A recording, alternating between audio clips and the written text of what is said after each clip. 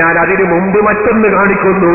മുജാഹിദിന്റെ ഏറ്റവും വലിയ നേതാവായി അവര് തന്നെ പരിചയപ്പെടുന്ന ഇബ്നു തൈമിയ്യ. ആ ഇബ്നു തൈമിയ്യന്റെ ബഹുമാനം ചെറുതല്ല കേട്ടോ. അത് ഞാൻ ശേഷം പറയും. ഇബ്നു തൈമിയ്യ പറയുന്നത് കേട്ടോ, അദ്ദേഹത്തിന്റെ ഫതാവയാണിത്. അദ്ദേഹം പറയാണ്, അദ്ദേഹത്തോട് ചോദ്യമാണ്, അമ്മൻ ഹല്ലല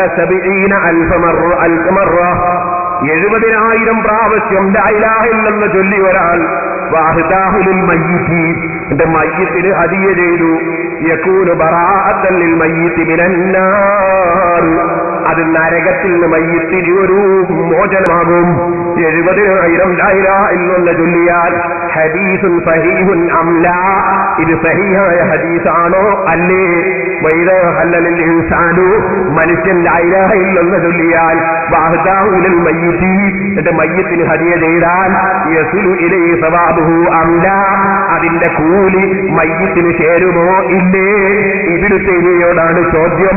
ഇബ്നു തൈമിയ്യന്റെ മറുപടി ഫഅജാബ, ഇബ്നു തൈമിയ്യന്റെ മറുപടി ഇദാ ഹല്ലൽ ഇൻസാനു ഹകദാ, ഇപ്രകാരം ഒരാൾ ലാ ഇലാഹ ഇല്ലല്ലാഹ് 70,000 മറ, അതെ 70,000 പ്രാവശ്യം ചൊല്ലിയാൽ, ഔ അഖല്ല, അല്ലെങ്കിൽ 70,000 കുറച്ച് ചൊല്ലിയാൽ, ഔ അക്സറ, അല്ലെങ്കിൽ 70,000 അധികം ചൊല്ലിയാൽ, വഉഹദിയത ഇലൈഹി, എന്നിട്ടത് മയ്യിത്തിന്റെ പേരിൽ ഹദിയ ചെയ്യപ്പെട്ടാൽ, നഫഅഹുല്ലാഹു ബിദാലിക, അതുകൊണ്ട് മയ്യിത്തിന് ഫലം അല്ലാഹ് കൊടുക്കും കേട്ടോ.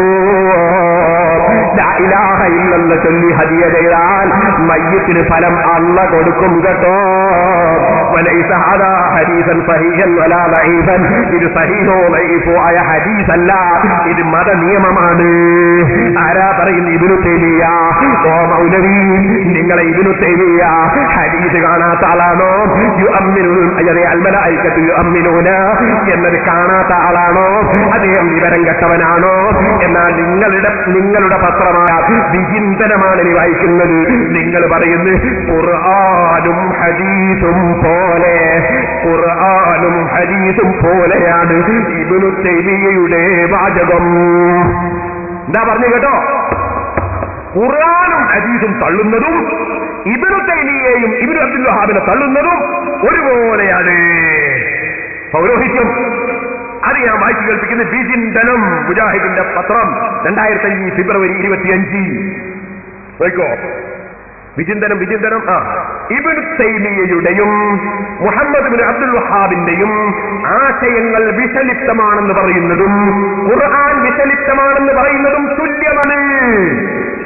ഇബ്നു തൈമിയ്യയുടെയും ഇബ്നു അബ്ദുൽ വഹാബിന്റെയും ആശയം വിഷലിപ്തമാണെന്ന് പറയുന്നതും ഖുർആൻ വിഷലിപ്തമാണെന്ന് പറയുന്നതും തുല്യമാണ്. അപ്പൊ അല്ലാഹുവിന്റെ തുല്യനാണ് ഇബ്നു തൈമിയ്യ, അല്ലാഹുവിന്റെ കലാമ് പോലെയാണ് ഇബ്നു തൈമിയ്യയുടെ വാചകം എന്ന് വിശ്വസിക്കുന്ന മുജാഹിദേ, പൗരോഹിത്യമല്ലേ ഇത്? ഖുർആനിന് തുല്യമായൊരു പണ്ഡിതന്റെ വാചകമുണ്ടോ? ആ ഇബ്നു തൈമിയ്യ അദ്ദേഹത്തിന്റെ ഫതാവയിലാണ് മുജാഹിദ് ലാ ഇലാഹ ഇല്ലല്ലാഹ് ചൊല്ലുന്നതിന്റെ മഹത്വം പറഞ്ഞത്. ഇനി നിങ്ങൾക്ക് കേൾക്കണോ? ഞങ്ങളെ ശാഫിഈ മദ്ഹബിലെ ഇമാമായ ഇമാം നവവിയെ കുറിച്ച് നിങ്ങൾ പച്ചക്കള്ളം പറഞ്ഞില്ലേ? നവവി ഇമാം മൗലദ് നടത്തണമെന്ന് പറഞ്ഞിട്ടുണ്ടോ?